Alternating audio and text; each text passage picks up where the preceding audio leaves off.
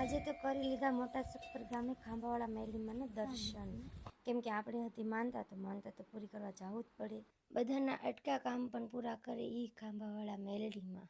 તો ચાલો અમે અમારી માનતા પૂરી કરી લઈએ અને તમે પણ બધા આમાં દર્શન કરી લો.